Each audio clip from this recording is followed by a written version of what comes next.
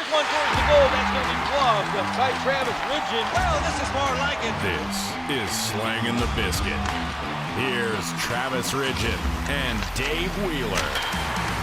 This episode of Slangin The Bizkit is presented by Sheath Underwear, the greatest underwear money ever has and ever will buy. More on them later. My name is Travis Ridgen. I'm your favorite former pro minor hockey goaltender. On the other end of the show... Minor hockey? Former minor pro hockey. I thought you meant minor hockey pro. I didn't know that was a thing. That's pretty good minor hockey, too. And on the other end of this call, his name is Dave Wheeler. He has had the top morning radio show in the city of Winnipeg for over 20 years, soon to be 21 years when the ratings come out next week. We brought him in because we needed somebody who was lean, somebody mean from a blue-collar town such as Fort McMurray, Alberta. He had one of the best first passes in Western Canada before he lost his eye in a grizzly bear accident before he was 20, costing him any future potential of a pro career. His name is Dave Wheeler. This is Slangin The Bizkit. I'm Travis Ridgen. Welcome back to the show. Not a lot of people that can say they were born and raised in Fort McMurray. I'll tell you that. Every time I tell someone, they're like, "No, people aren't born there. People move there. The people aren't born there." Truth be told, I was born in an Atco trailer. This is honest to God's truth. I was born in an Atco trailer, which was the makeshift hospital while they were building the actual hospital in 1979 in Fort McMurray, Alberta. And what a way to start the show. I think there's only one thing that we can talk about. Speaking of hospitals, the Paul Bissonnette story, it's been taking the internet by storm. And let me just start off by saying what a bunch of cowards those six guys were. Okay, I want to break this down note by note, frame by frame, bar by bar. Salad modification by salad modification. Yeah, and that's part of the story too. But it's a grand story. But I've been following this right from the get-go. I saw Biz post something saying, "Hey, we're going to be talking about this in the podcast, but here's the goods." And the story is, I don't want to say it's not. I don't want to take anything away from the story, but it's starting to turn into a bit of a fish story. It's like, it was this big when I caught it. You know what I'm saying?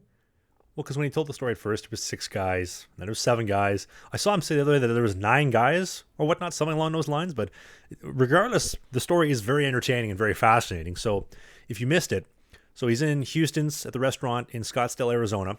Went in for a meal. It's one of his regular watering holes. Says he goes there 3-4 times a week, man. Think of the tab that he's racking up going there that often. And so he's sitting down there, sits down and orders a salad. And I couldn't help but think, like, how many salad modifications do you think he made before he finally got the food? And then across the bar, I guess there were 6 or 7 gentlemen. They had too much to drink. The manager says, "Hey, you're cut off. Sorry, sir." They're like, no, you're going to give me a drink. And they start wagging the finger. Biz decides to stand up and say, "Hey, if you keep doing that, that's not okay. We're going to have a problem." And before the words even left his mouth, the one guy, boom, starts swinging at him. And then before you know it, all 7 guys, 6 guys, 9 guys, I don't know how many there were, but they all started coming at him. And then it ends up... all 24 of them. People came out of the kitchen in the back. They were wielding knives. It was a scene out of Dumb and Dumber, out of the dream scene where they went into a big kung fu battle. Yeah, this is where the story starts getting a little salacious. But the main story is that, yeah, he decided, because it's a local watering hole, and that's the part I will give him full credit on. Like, if I was just in some random bar I'd never been to before and I saw someone get into a bit of a dust-up with the staff, I'd be like, none of my business. But if I'm there on a regular basis and I know the staff personally, they wait on me on a regular basis, then yeah, I'm probably going to go over and do the same thing and say, "Hey, man, not overly cool. You know, I come here on a regular basis. Treat these people with a little more respect, or else we can go outside and handle this the way Matt Damon did in Good Will Hunting." But the part that fascinates me about this is the story that Biz tells. He makes it sound like he walked up wearing a tuxedo, like, "Pardon me, sir. I understand that you are having issues here with the staff, with the wait staff. Would you please mind lowering your tone and speaking to them in a more friendly manner?" I don't think it was quite like that. I mean, we've known Biz enough now from his hockey career and Slangin The Bizkit, and to me, I think it would have been a little more of a blunt interaction, like, "Hey, mother effer, watch how you're talking to these people." And I think that's why, I mean, that's the part that seems a little... I went over to him and I asked him, I said, "Hey, can you please, watch your tone, or we're going to have to go outside there, fella." And then all of a sudden some guy just comes out of nowhere and cold cocks him. Like, that's the part that I'm having, like, I would love to see some of the security footage of this to see how it really went down. Because, I mean, everything gets filmed these days, right? I mean, we're about 2 weeks away from everyone wearing body cams. But I understand that there was let's come up with a healthy number somewhere in between where it started and where it ended. Let's say 8. Let's say there was 8 guys. From what I understand, they were all sitting at the bar. They just come off the golf course. They were having a great time, and they were all still wearing their golf gear. And Biz decides to go over and say, hey, which I think he is fully in his right to do. Fully in his right to do. Like I said, you stand up for the people that take care of you. And to get into a instant brawl like that, like these guys must have been really deep into the booze to think like, who is this guy coming over all tatted up to tell us what we can or can't do in a restaurant? And then an all-out brawl breaks out. I love the fact that it spilled into the parking lot. Like you got all these 6, 7, 8, 9 guys, and they slowly make their way from, I guess, the table towards the bar to the check-in area where the hostess would be through the parking lot. Obviously, they end up calling the cops, but man, scary stuff too. You know, Biz was talking about how they're out there, and I guess the daily guy, the main perpetrator, he ends up football rushing him and tackling him to the ground. He's holding him down. 2 of the guys end up kicking him in the head and the neck and the side of the face and whatnot. Okay, well, hang on. Let's slow down the details here. Let's slow down because I want to make sure that we get all of this proper the way it's been told. That it started off, the second guy comes in. The guy that he's talking to doesn't hit him. A second guy hits him. And then everyone kind of rushes in. He gets his shirt ripped off because they're jockeying for position. He ends up on the floor. Chairs and tables start getting moved around. Somehow they tumble their way outside. And that's when he ends up. And to his credit, I give Biz a lot of credit. He goes, I took a lot of shots and I gave a lot of shots. I don't know if you've seen any of the footage, but a few of those guys looked a little banged up. Well, we'll get to that in a second. We'll get to that in a second. So they end up outside. He loses a shoe. He ends up on the ground. They lay a few boots to him. He loses his second shoe. Eventually keeps rolling, like this is a scene out of Everything Everywhere All at Once. Eventually rolls into a CVS, and by the time he gets into CVS, and he even said that all of this took place in about 3 to 3.5 minutes. But you're missing the football tackle, though. So in between the first shoe coming off and the second shoe coming off, the main guy, Daly, which we'll talk about him in a second, Sean Daly, he football tackles Biz and gets him on the ground and was able to hold him down while the other 2 big guys, the Carroll brothers, end up giving him a couple kicks. So that's what that comes in. And now this is also where I get a little bit fishy, as does Dave. So the guy's holding him down, then lets him go to try to wind up and kick him, but falls over mid-kick, and this is when Biz was able to escape and run into the CVS. And this is scary stuff, though, man. If they kick you from behind in the back of the head the wrong way, you're out. And with guys on that much booze, you don't know what they're going to do. So, and also, I'd be concerned about them having guns, too. But nonetheless, man, it's a good thing that he made it back into the CVS. Well, and you were telling me that it sounds like they were from overseas. They were over in somewhere in Ireland, that they had come over and then were on a bit of a golf trip. So unlikely that they had guns, thank goodness. But, Scottsdale, you never know. But, yeah, he rolls into the CVS. They don't follow him. By that time, the police have shown up, take him into custody. He gets checked out. He's got a few bumps and bruises, but his vitals look pretty good. And he was fired up, and I don't blame him. But I loved what he said. He goes, I'm willing to drop all the charges against these guys if they'll meet me behind a barn somewhere and I can 1v1 each of them one by one. I love that. Biz, you represented Canada well. You represented hockey well. You represented Houston's bar really well. I'm proud of you. I think it's great.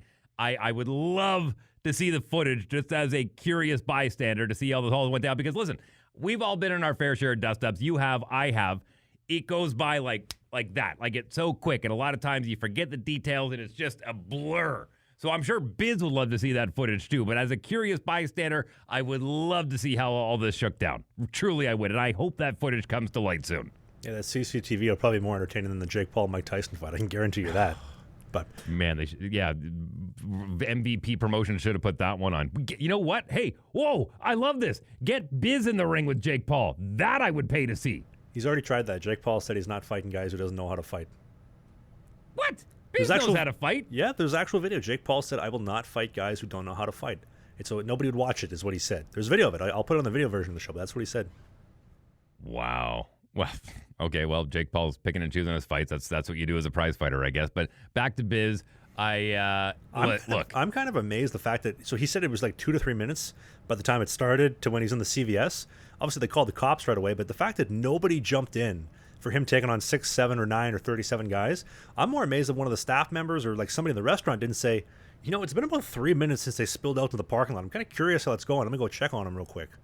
No, well, they called the police right away, which is the thing you need to do. But they should have called J.J. Watt too, because he doesn't live too far from that establishment, from what I understand. And that would have been a handy guy to have on your on the outside of the ring to tag in when you need him.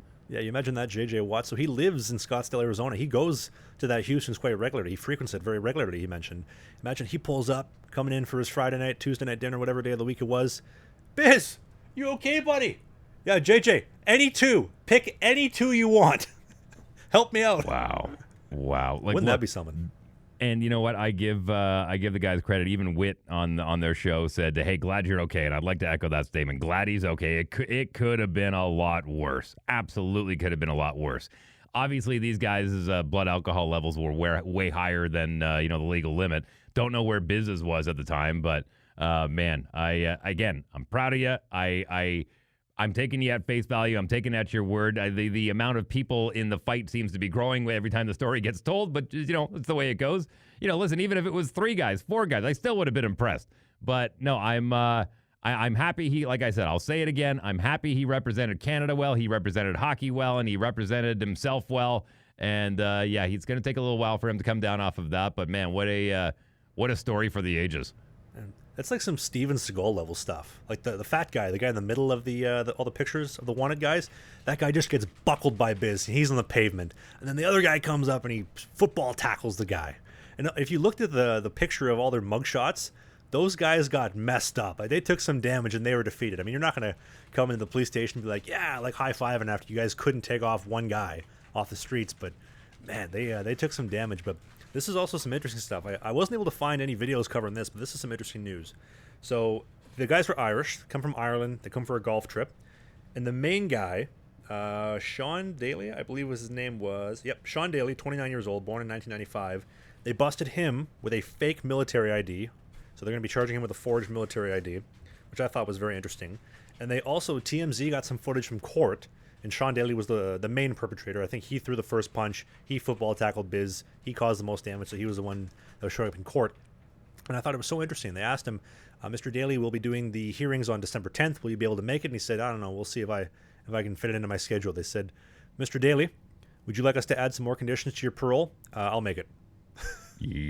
Yep, absolutely. Listen, I just finished getting off the phone with a judge in Saskatchewan regarding a speeding ticket that I incurred while we were out on our trip in Saskatoon, and it's always, yes, ma'am, thank you, ma'am, yes, Your Honor, thank you, Your Honor, yes, ma'am, thank you very much. I absolutely will. You don't mess around and you don't give any attitude unless you want them to literally bring down the law on top of you. Well, you mentioned too, Biz mentioned, I'll take them all behind a barn one-on-one and I'll drop all the charges. But if not, I will ruin their lives and I will do everything I possibly can to ruin their lives as much as possible. The guy's probably one of the richer guys out there. He had a successful career, made a couple bucks playing the show. God only knows how much money they're making off that show and all the Pink Whitney and all the gambling ads that they have. So I could only imagine the lengths that he's willing to go to ruin all 6 of their lives with the cash and liquidity he has. But Dave, would you agree? It feels like, at least to me, I haven't seen somebody get this much status and have an event this covered and be so legendary, probably, honestly, since Trump got shot in Pennsylvania in July. Like, honest to God, I know we were there when it happened. I remember the moment we were both sitting in the Bessborough Hotel in Saskatoon when he got shot. I don't think I've seen somebody be this loved and this popular since Trump got shot. And Biz has always been popular, but I haven't seen something like this in quite some time. Look, it made it on my my morning show. We talked about it the day after it happened, and I mean it's big news. And I think part of the reason is because that Jake Paul Mike Tyson fight was so bad. Someone just wanted to talk about a fight that was actually entertaining. And again, I really hope that footage makes it out. And if anyone's going to snuff it out, it's going to be TMZ first and foremost. So I hope they can get their hands on it. But man, I'm just happy again. Biz is okay. Truly, that could have been bad, especially if these are Irish blokes, because.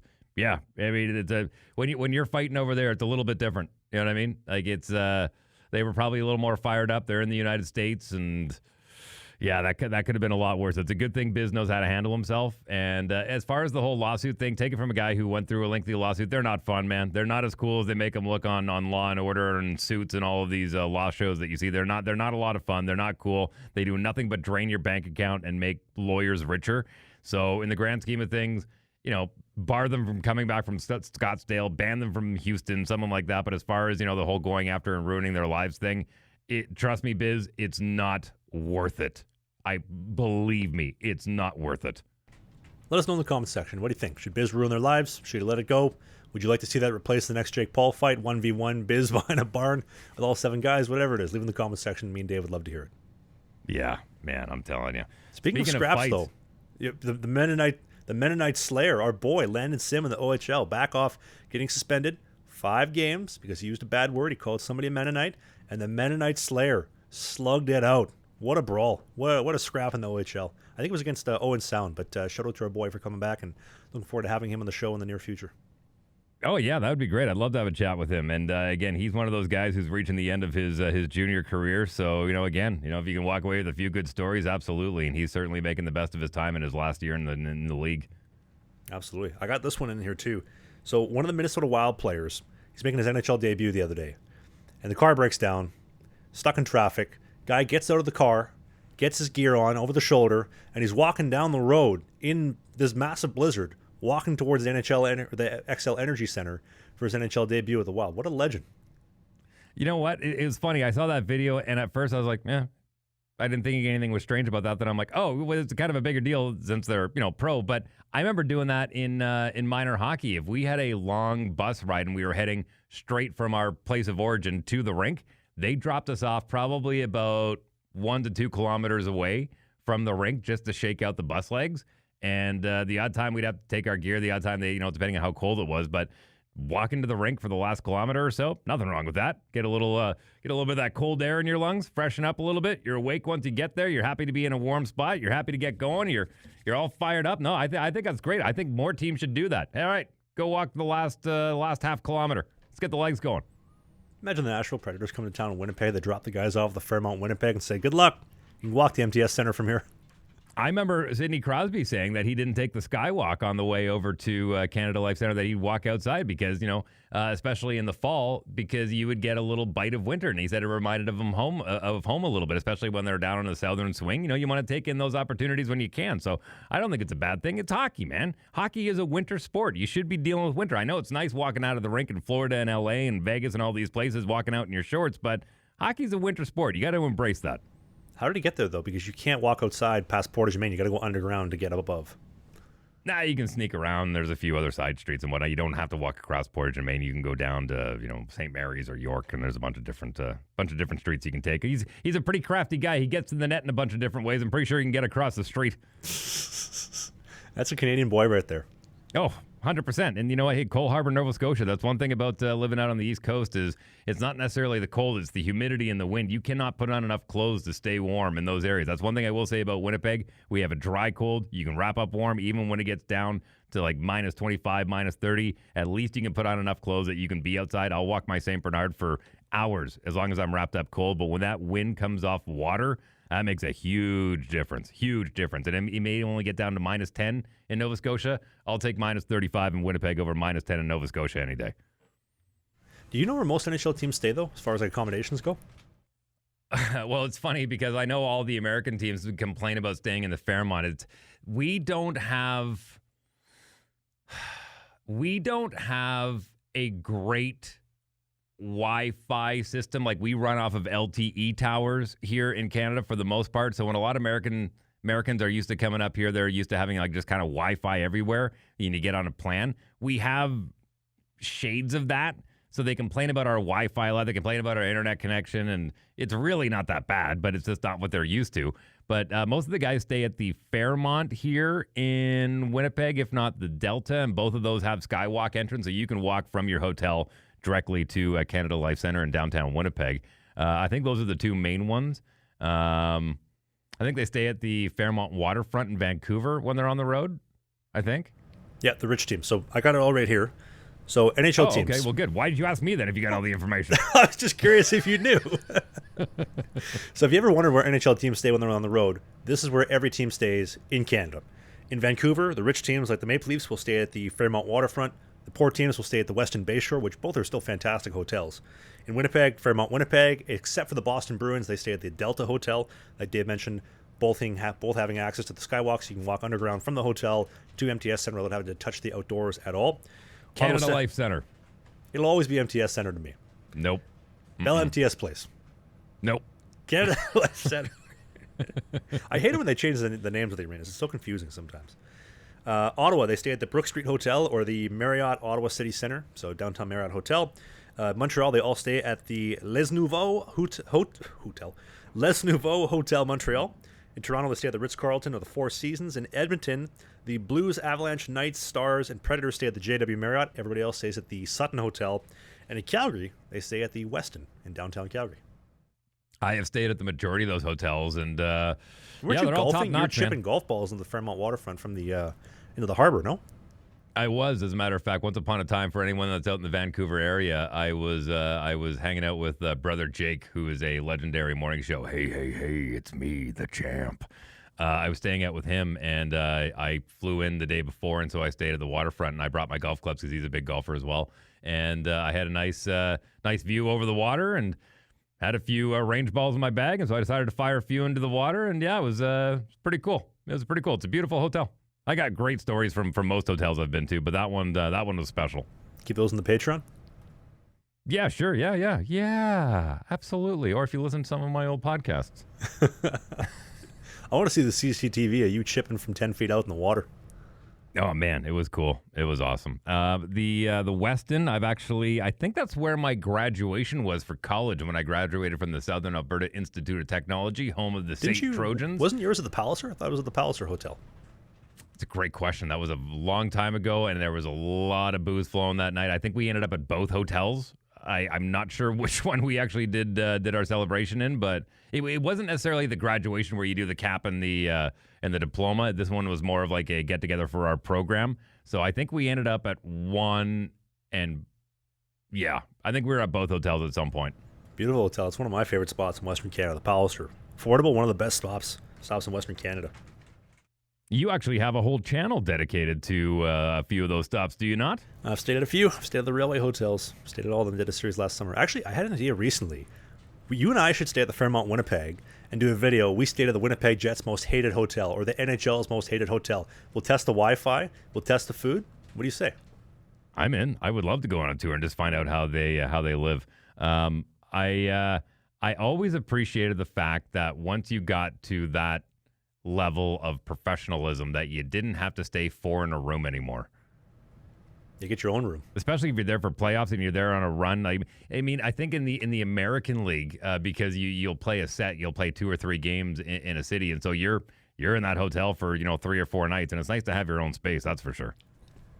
I'll tell you from firsthand experience, it's nice staying in a nice hotel, having the food delivered to you, having top quality chefs make top quality food, and not have to go eat the all-you-can-eat soup and salad buffet at Olive Garden for pregame meal. It's pretty nice, man. It's pretty nice. And having good Wi-Fi and a clean shower and maybe a clean bed if you're lucky. There was actually, oh my God, I think it was, I'm not going to say, I'm going to take a stab at it. And if I'm wrong, I apologize. But I think it was the Hotel Alberta in Edmonton. Ooh. Hotel Alberta or Hotel McDonald? No, the Hotel Alberta. It wasn't the Hotel McDonald. We were staying there on a road trip. And we got in, there's those hotels that have the box spring and then the mattress, and there's some places that just kind of have the mattress on top of a piece of wood, like it's in the same spot every time, so they just kind of build it into the floor.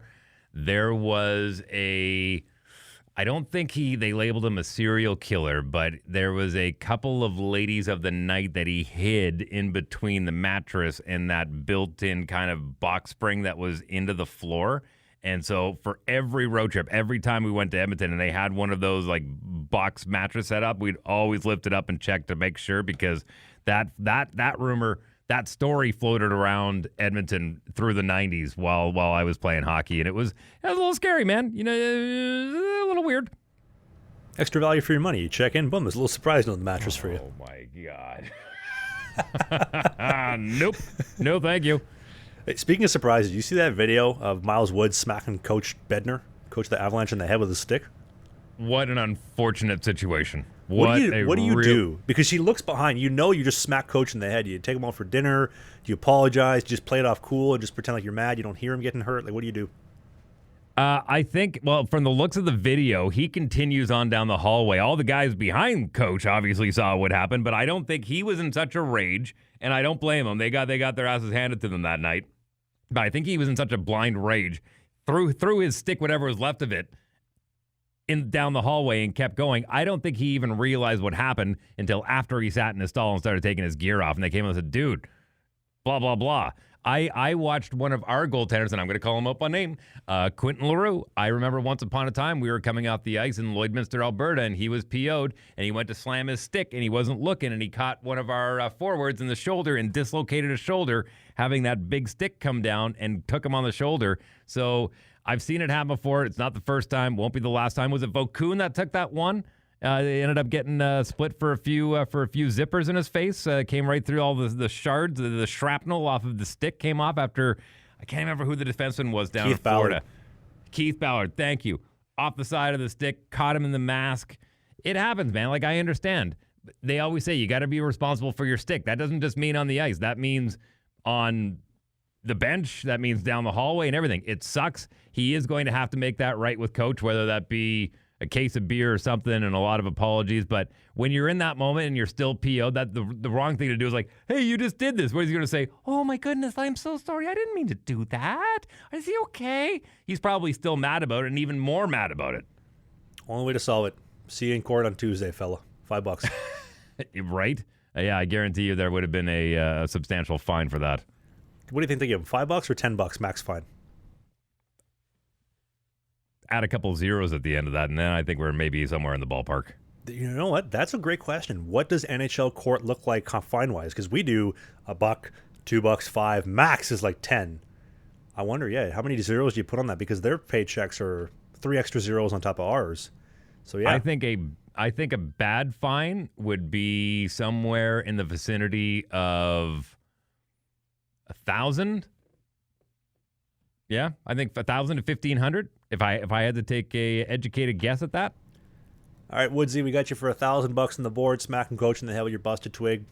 Watch your stick, fella. Watch it. Yeah, I think he would happily pay that and apologize profusely for it. But keep in mind, I mean, this is the time of year now, and a shout out to all the athletic trainers out there. This is the time where they kind of say, "Hey, Christmas bonus," and all the guys in the room hand a little envelope and make sure they're being taken care of. And guess what? Those bonuses get bigger and bigger depending on what league you're in.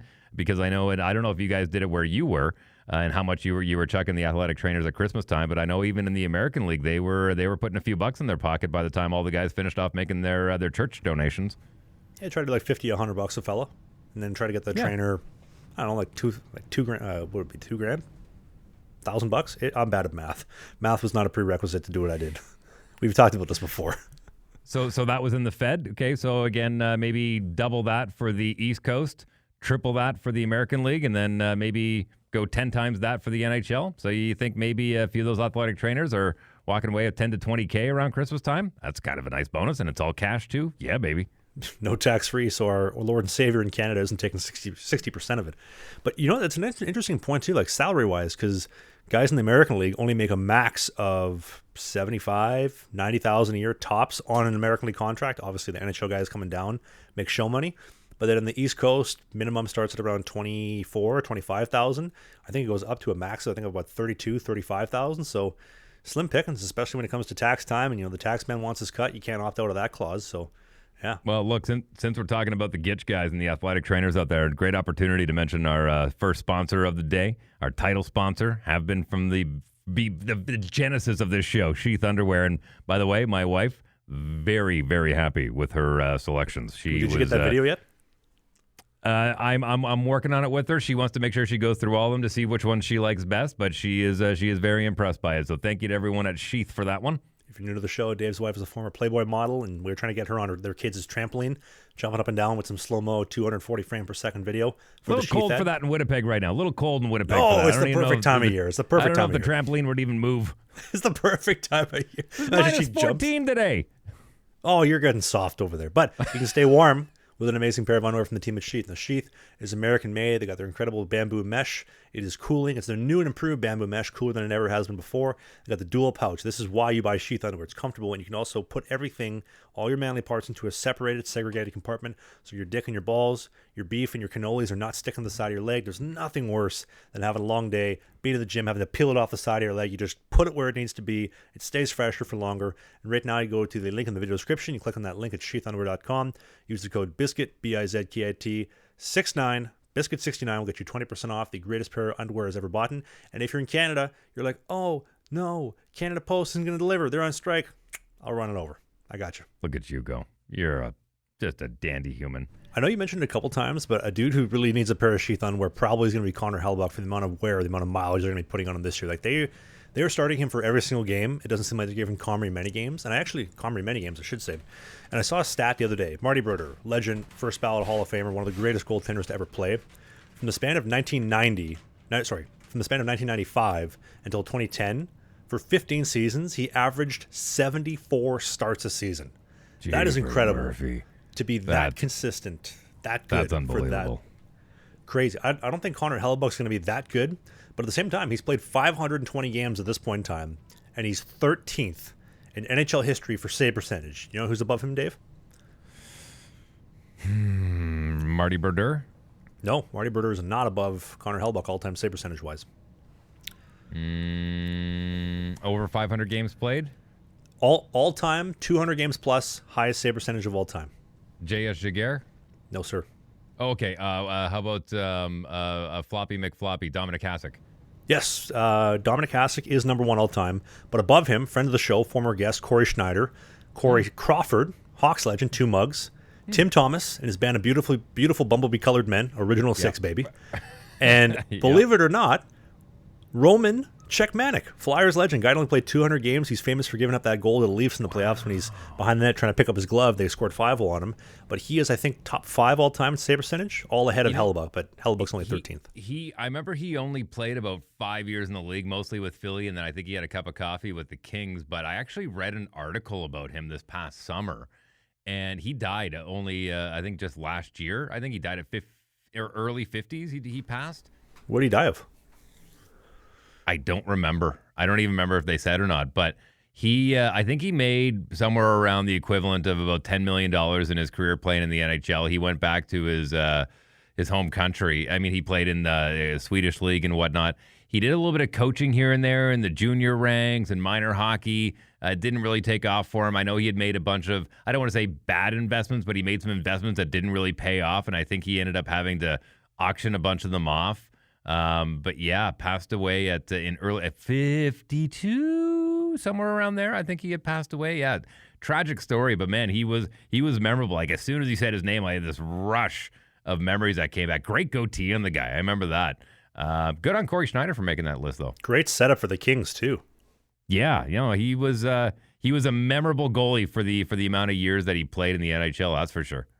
Yeah, Schneider, Thomas, Crawford, and Hellebuyck. But what do you make of that? Do you think Hellebuyck can stand up all season playing this many games and playing so well? Here's what I will say, and obviously for those that don't know, I'm very, very closely monitoring the Winnipeg Jets as I report on them on a daily basis through my morning radio show, and of course, being in the city, I take an extra moment to make sure that I'm following. But Eric Comrie, the games that he has played, he's played extremely well. I think evidence of how much confidence they have in him is that they don't really change their structure much when he's in the cage. And I think, case in point, he sees as many shots as Hellebuyck does. And I think his save percentage, actually, I haven't done the math on it, but it's probably pretty good, based on the amount of starts that he's had. I think he's a comparable goaltender. It was kind of a bummer seeing the Jets lose in L.A. last week because David Riddick, who backed us up for a season, managed to get a win, and you could tell he was really jacked about that, getting that Big win save, over the Dave. Jets. Yeah, and but I think Comrie is a very comparable backup. He's been there for a number of years, grinding it out with the Moose, and made it very clear that he wanted to make sure that he at least had the backup job in Winnipeg because he had put in so many years here. And I think he's the guy to go to. I think he understands what his mission is. He understands what his role is. I've been very clear on this. I don't think you can ride your starting goaltender for more than 60 games a year. I think 60 is the magic number, and you got to space it out properly. You really do, because you saw what happened to Helly last year against Colorado. He got shelled. And I'm not putting that all on him. A lot of that had to do with the team. I think it's a different team this year. I think Scott Arniel has got them pointed in the right direction. I think they could be a little more responsible defensively. Like they're getting outshot more often than not, relying on Hellebuyck. I think the magic number for him is 60 games.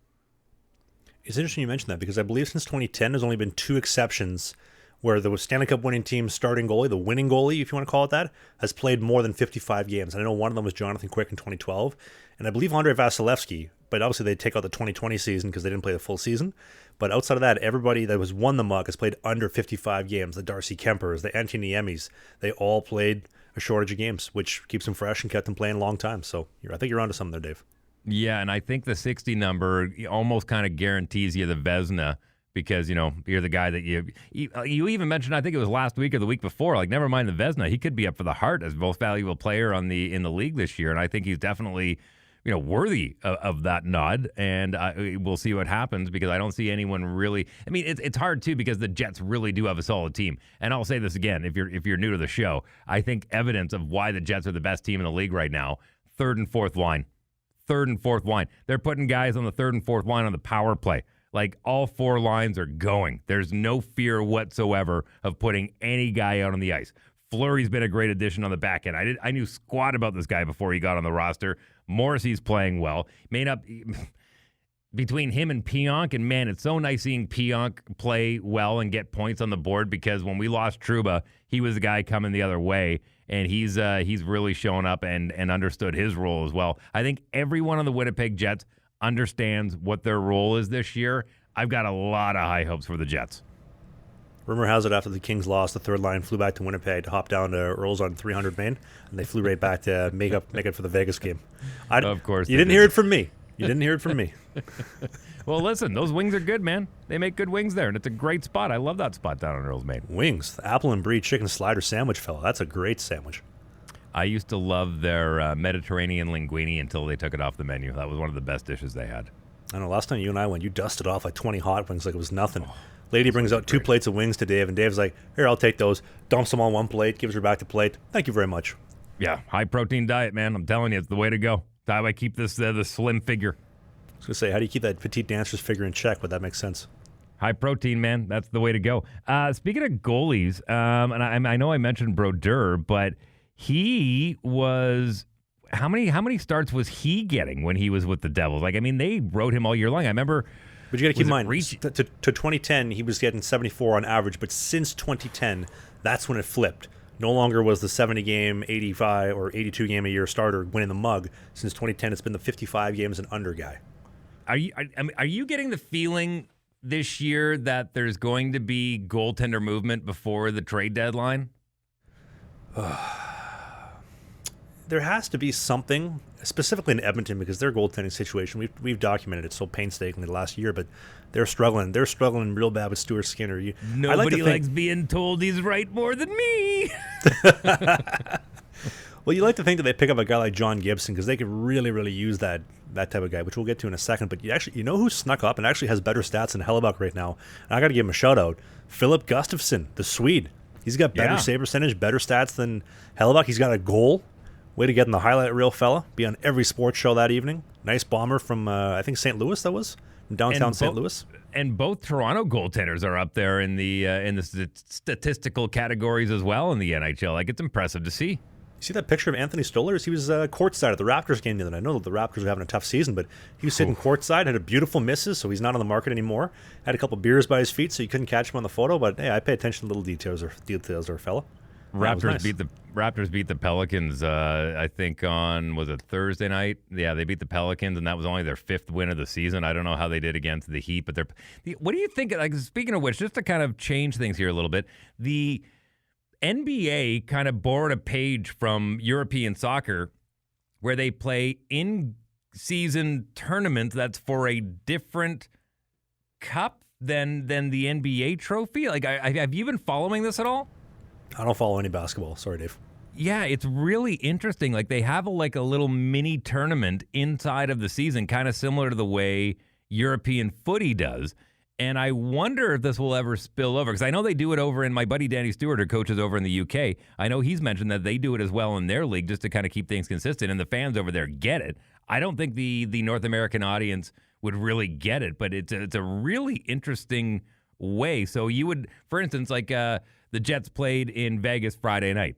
They would play another game on Saturday that wouldn't count towards the regular season, but it would count towards a different trophy that's played in the season, but not toward season points.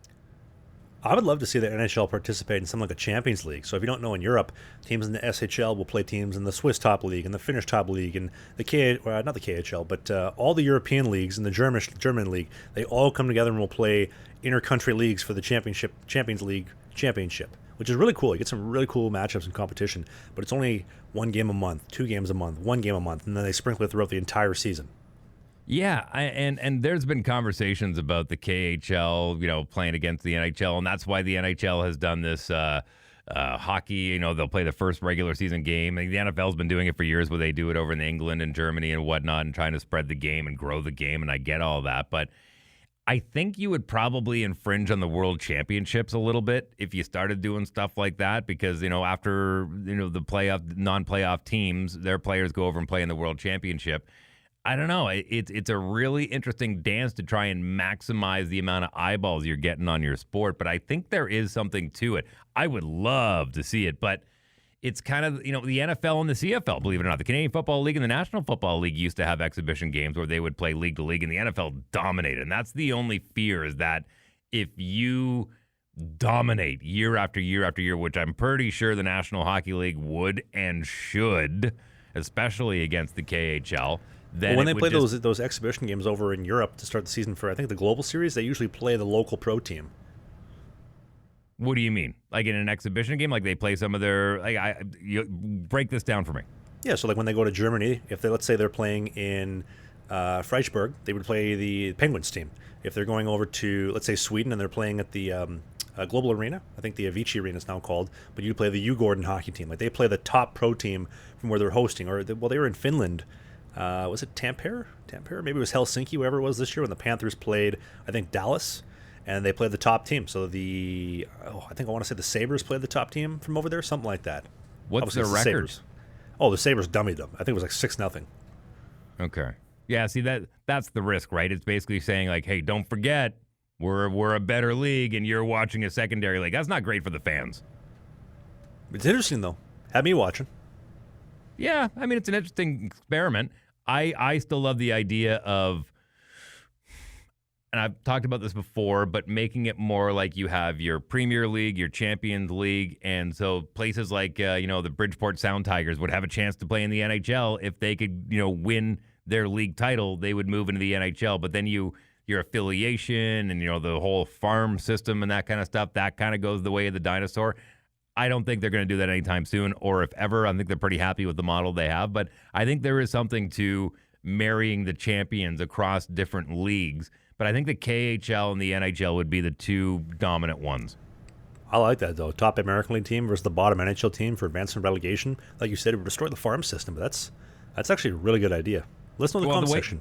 What do you think? The way you would do that, instead of having, like, for instance, the way the Winnipeg Jets have their affiliate system with the American Hockey League, so you wouldn't have affiliates anymore. You couldn't send guys up and down. You would have to carry a roster of 30 players, no different than the way the NFL does. They have redshirt guys that are just there for practice. And so those are the guys, you have 10 guys, whatever it may be, 2 guys of every position, where you have them and they practice on a regular basis, and they do go throughout, and they're part of the team, and they travel and whatnot, but they're redshirted and they don't get in every game. They're just there as kind of understudies. So I think that would be the only way you could do it, is carrying a bigger roster, but that throws a real big wrench into your salary caps and your union dues, and they would have to be a very, very long talked about situation for that to happen. But I love the idea that Fort Wayne, Indiana could be playing in the Stanley Cup Finals one day. I like that. Hey, that's the oldest team in minor pro hockey history, the Fort Wayne Comets. Which actually, I think you can see behind me. I got the bobbleheads behind me. A couple Fort Wayne legends up there. Nice. Yeah, where is your location today? I'm at my GM's basement. Nice. I think he's actually cooking dinner right above me right now. You hear that squeaking? That's him upstairs chefing it up. Well, why don't we take a second to debut a brand new segment of the show. We're calling it Jerky of the Week, brought to you in part by Gourmet Meat USA. Their brand new brisket jerky has been a cut above the rest since 2022. Whether we're talking about the maple bacon jerky, the cashew brittle, the Cinnabon popcorn, or the original beef jerky, it is outstanding. I just about polished off an entire pack before we started recording the show here. And it's an ultimate road trip snack, American-made, made in the heart of Pennsylvania by our boy Melvin. And they are sponsoring our new Jerky of the Week. It's going to be a highlight of the week that we're going to debut every single week. I don't know about you, Dave. I got the absolute flubber by Charlie Lindgren thrown into his own net in Tampa Bay the other night. What do you got? Man, I'll be honest with you. My wife gets nervous every time she sees, and she is a adjacent hockey fan, but when she sees a goaltender starting to handle the puck, she always goes, "Oh no, oh no, oh no," because she knows the worst that can happen, and the worst happened. Tried to play it behind his net, and sliced up a big giant pie right in the back of the net. That one sucks. You know he's gonna have nightmares about that one. Oh, that's the Chicago style, tableside, chef-inspired pizza by Charlie Lindgren. I'll be honest with you. You know what? My mom asked me, and so did my lady. They're both like, don't you ever get afraid that that's going to happen when you go to play the puck? And the truth is, when you're going to stop the puck and rim it behind the net like that, that's literally what you have to do. You have to angle it so that it ends up curving around the corner and hitting your D-man on the other side.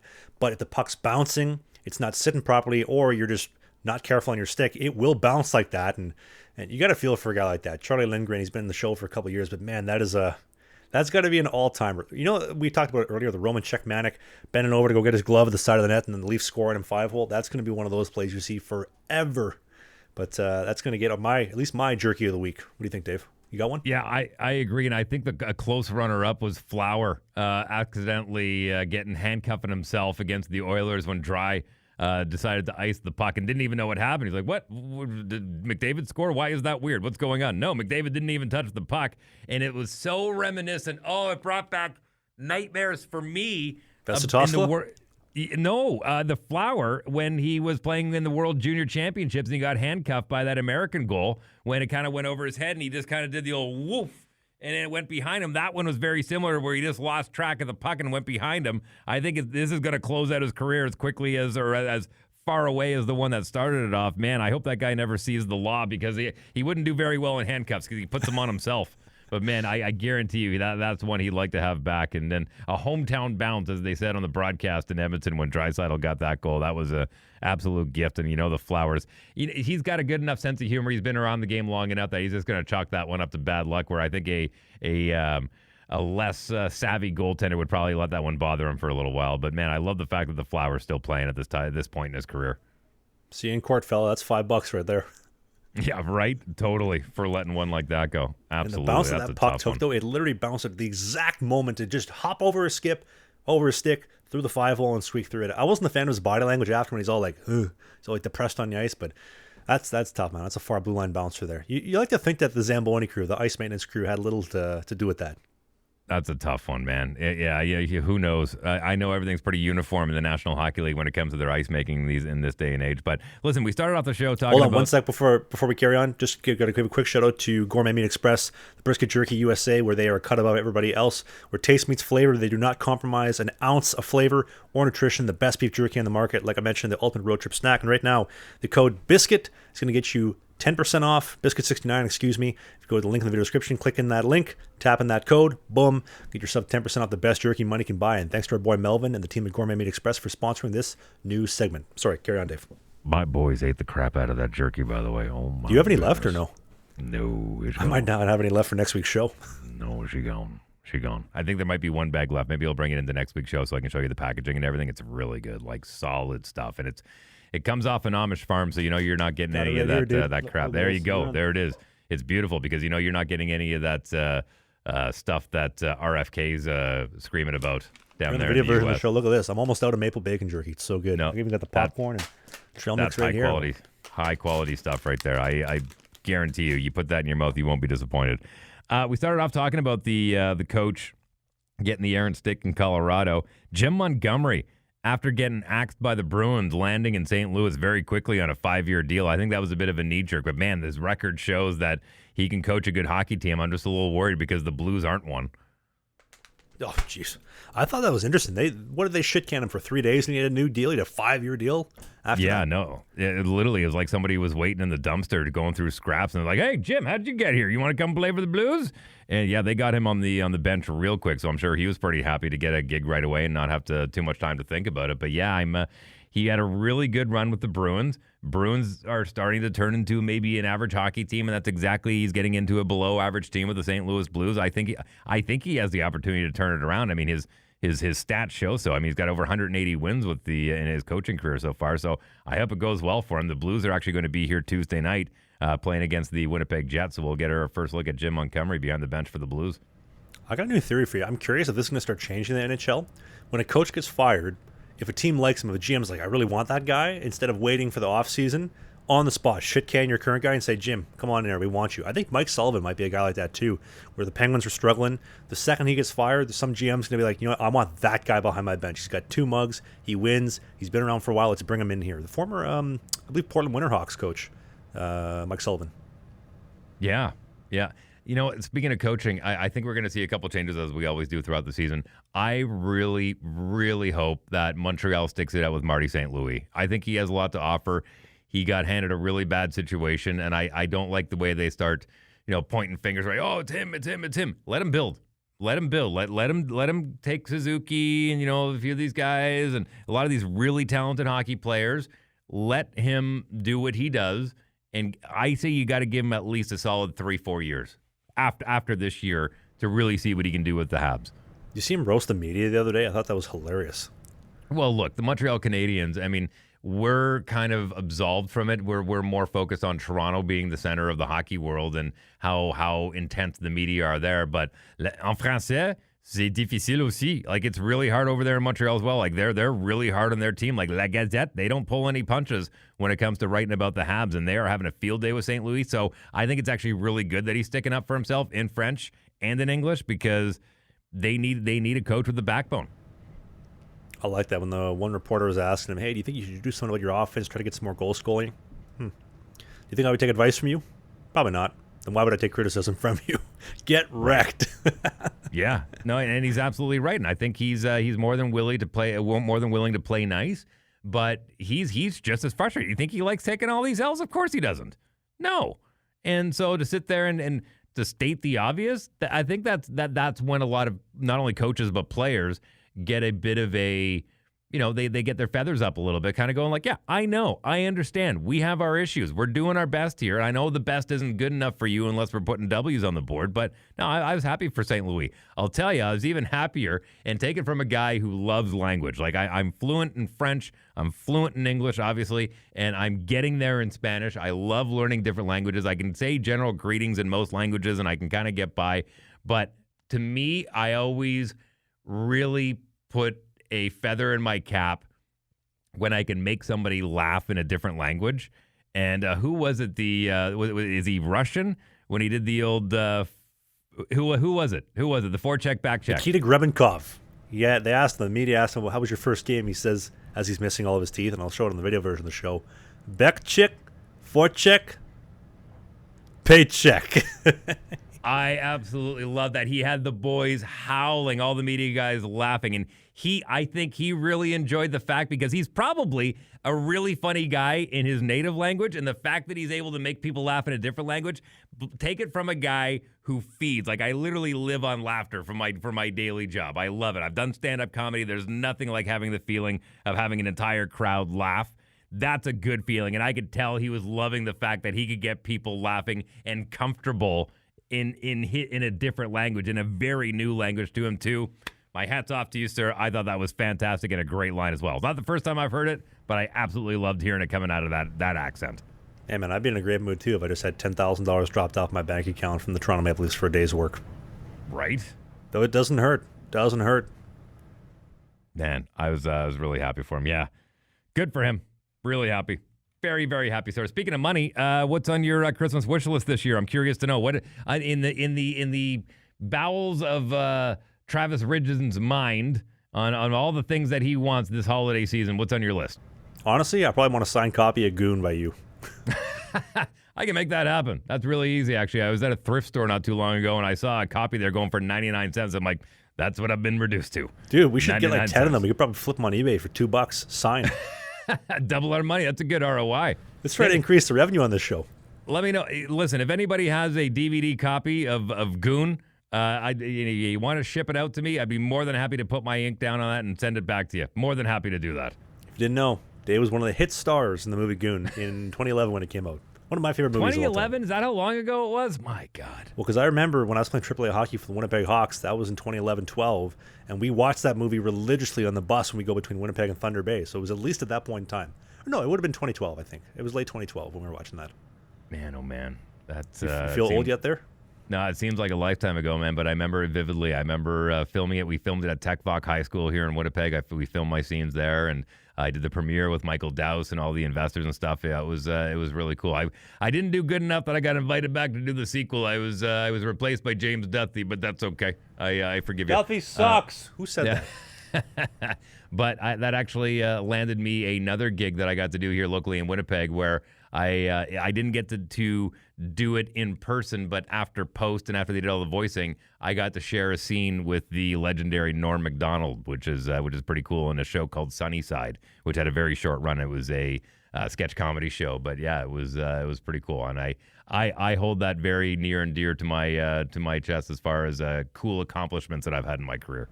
Yeah, Goon 2 sucked, and it wasn't just because Duthie was in there, but you weren't in there either, so. Oh.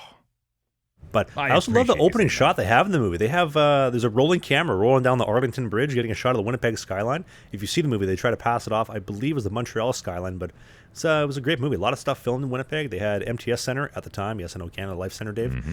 I think also the St. James Civic Center they used for a bunch of arenas. I think they changed the name of that one. I think it was in Selkirk, maybe. I think it was in Selkirk they did it. Did they use the Selkirk Rec Center? I thought it was the Civic Center. Maybe both. I know they used Garbage Hill as well. They used Shannon's Irish Pub, which is one of my favorite pubs right downtown on Carlton. The great spot right next to the RBC Convention Center. They got a good shepherd's pie too, right? Oh, fantastic shepherd! Now, do you know what the difference is between a shepherd's pie and a cottage pie? Beef versus lamb, fella. Shepherds with lamb, cottage with beef. There you go. I forgot you had a culinary background, so you should know the answer to that. Good for you. Doesn't hurt with the ladies either. Speaking of which, let's get our final sponsor in here because we got to do the Christmas list first. I forgot about that. Sorry. Oh yeah. What do you got? The best things for a hockey player this holiday season. This is my top list. A DVD copy of Goon, greatest hockey movie of all time. Not just because my co-host Dave Wheeler starred in it. You're probably also going to want to get him a DVD player to watch the movie Goon because nobody has DVD players anymore. I'm going to go with I'm going to go with a can of Skull Wintergreen, a little bit of Grizz. And then I'm also going to go with some trough slides, little shower slides in the shower, because if you're going into a hockey shower barefoot, you are disgusting. You are swine. So get some sandals on you, fella. And some Sheath Underwear, the greatest underwear money can buy. Of course, you got to get that for the holiday season. Nice. That was a great list. What about something from Manscaped? Ooh, possibly the brand new Chairman Pro. Get that stubble right down to the wood. Get a little 5 o'clock shadow. Is that what you're talking about, Dave? Maybe. I might have been mentioning that as our final sponsor of the show today. Are you talking about maybe a beard hedger to really get that beard faded and tapered just like mine? Is that what you're talking about, David? That's the one I've been using more often than not to make sure that this stays nice and tight for my wife. She likes it when it's a little more groomed. Or were you referring to maybe a possible lawnmower to stop your missus from flossing down there? What do you think about that, David? I'm telling you, all those are good. If I had starting lineup, all three of those guys would be starting they'd be on the blue line for the anthem, that's for sure. Hey, man, that's my first starting line for the Four Nations face-off. Team Canada, the Chairman Pro, the Beard Hedger, the Lawnmower 5, only from the team of Manscaped. Thanks to Manscaped for sponsoring the show. If you go to the link in the video description, click on that, and then use the code BIZKIT, BIZKIT. It'll get you 20% off and free shipping, and coming in time for the holiday season. And don't worry, I get a Canada Post is on strike. I'll run it over for you. I got it. Well, that's very kind of you. And I would like to send a shout out to all of our American viewers. Happy Thanksgiving weekend. I always love the fact that I get to watch NFL football on a Thursday, on a Friday, on a Sunday. My Minnesota Vikings are going to be playing here at noon against the Arizona Cardinals back at home at US Bank Stadium. It's only about an 11-hour drive door to door. I've been down to the barn before, and boy, oh boy, is a lot of fun. The Packers, I've never seen, listen, as a Viking fan, I have to hate the Packers, but I would love to go see a game at Lambeau. It's a little further of a drive, but I would love to get down there. We talked about, some of the places where players stay earlier in the show as far as at hotels and whatnot. I don't care where I stay. I would just love to go check out Green Bay just for the history. And yeah, there's just something about it. And we've talked about it before versus, the old rink versus the new rink. If that stadium could talk, man, the amount of stories that I could tell. You know what? If I could real quick, I had an idea for Dave. I think we're going to do this winter. I want us to go to a bunch of hockey games and hopefully get to the NHL at some point. But we're going to do a bunch of Western League games. So I think we're doing the Brandon Wheat Kings, shout out Brandon, Manitoba. We're doing the Vancouver Giants and the Kamloops Blazers at some point this year. And we're going to go to some WHL games, get the experience in, go behind the scenes, morning skate locker room, and do a really cool video on the main YouTube and the vlog channel. I went to Kamloops Blazers game. I went to the Vancouver Giants game. Something cool like that. So if there's a Western Hockey League team that you'd love to see me and Wheels do, leave a comment down below because we plan to take that whole series wide. We're going to be doing a whole golf series this summer, golfing in Prince Rupert, Jasper, Waterton Lakes, Revelstoke, Regina, at Deer Valley, all the Winnipeg courses. We got some really cool stuff planned this summer, and working on my golf game, getting me fitted for some clubs, so I'm not using my mom's clubs and keep my own. My mom is 5'3" and I'm 6'5", so the clubs don't fit. Well, and I wouldn't mind going to check out a game in Wenatchee where the Winnipeg Ice moved to, out there down there in Washington State. I'm curious to know if they're doing as good of a job as they did at the Max Bell Center on the U of M grounds when the Winnipeg Ice was here for that short period of time. You know, I actually Googled that the other day. I was thinking about trying to get us to go to a Winnipeg Ice game, and then I realized, oh wait, the team left like 2 years ago. Yeah, no, they did a good job while they were here. They always talked about building a rink, a brand new one down on McGillivray Boulevard right by the rink training center, but never got around to it. And I have a conspiracy theory that this was always meant to be a short-term stop for the team. I don't think they ever had plans of leaving the team here full-time. They talked a big game, but the way they moved in, how quickly they moved in and how quickly they moved out, I kind of feel like this was all by design, and there was a lot of conversations that were happening in back rooms and in the shadows of the league, and I don't think they were being completely honest with everybody about that one, and I know there's a lot of disappointed Winnipeg Ice fans when they left, and they made Max Bell Center into a nice, cozy little rink. I know it wasn't the standard of what the Western Hockey League normally expects, but they put up a drop clock, they put a press box up there, they really outfitted it the best they could. So I really hope Wenatchee is enjoying that team, and I hope they're doing right by the ice. And the Bison's got some nice upgrades too with the arena too, so I'm sure they're happy with that. But did you? I don't know if you saw. There's a story that was popping off recently about Roberto Luongo and Ryan Kessler from the Canucks days. No. So apparently, the Canucks were having a rookie party back in 2010. Or no, it wasn't 2010. I think it would have been 2011. So Canucks were having a rookie party, 2011. Eddie Lack goes up to do his rookie duty, go and tell a funny story about somebody. He decides to pick on Ryan Kessler. Ryan Kessler doesn't like it, picks up a steak knife and throws it at him. And then Bobby Lou, Roberto Luongo, chimes up in the back and says, "Hey, Kess, you can't be doing stuff like that, fella." So then Kessler takes a bottle of wine and throws it at him, hits Luongo right in the face, and he says, "Hey, that's the first save you made all season." Walks out. I happen to know Kess a little bit from back in the Manitoba Moose days, and yeah, that's on character. That sounds about right. That's a good story. And listen, but you know what? You know what's funny though is, I mean, throwing that at Bobby Lou, that's one of the best goaltenders of all time. So that's I hope he took that one with a grain of salt, because I'm pretty sure Kess was just a little angry. I would love to know what Luongo said back to that, or if he just soaked that one and moved on. Well, he's a witty guy, but I think he's also smart enough to realize to let a sleeping dog lie. That's for sure. Before we leave, I got one quick last one for you, Dave. This one's hot. What do you think the Ducks do with John Gibson? We got 2 minutes. They got to get him out of there. They're not doing hot. Leafs, I think, well, maybe not the Leafs. Avalanche for sure. Hurricanes with Freddie Anderson injured. And the Oilers, my God, could they ever use John Gibson? What do you think they do with Gibson in Anaheim? They probably leave him. You think they just let him sit there? Yep. Him and his wife got a beautiful beachfront property, water view and everything down there in Orange County, so I'm sure they're not too butthurt about it. No, I don't think he's chomping at the bit to get out of there. He's got a no trade though, so he would have to waive it if he's going to go anywhere. But man, he was such a good prospect. Remember when he was coming up with the World Juniors? He was top goalie for Team USA. He shut out in his first NHL game, shut out in his first NHL playoff game. Like he was great. I think he led him to the conference finals against the Preds in 2017 when the Preds went on to lose to my boy Matt Murray, Muzz, and the Pittsburgh Penguins. But man, it's a shame that he hasn't been able to turn more out of that. But hoping for him, man. He's a great goaltender, great style. He's always had great style. One of my favorite guys to watch. But yeah. Anyways, great opportunity to say thank you to everybody for tuning into the show. I know it's Thanksgiving weekend, so if you're watching the show a little later than you normally do, we totally understand that. New episodes every Sunday, and we appreciate your eyeballs on this. And if you're listening on the audio version, thank you for taking us wherever you go. If you're all the way overseas out there in the UK, or if you're somewhere in Europe, or if you're down in Guyana and you're digging oil and you're listening to this podcast, wherever you are, we appreciate you listening or watching. And I decided to skip the tie today and look less like a college professor, just for all of those people down in the comments this week. How's your camel toe pants? Still camel toeing. Nice.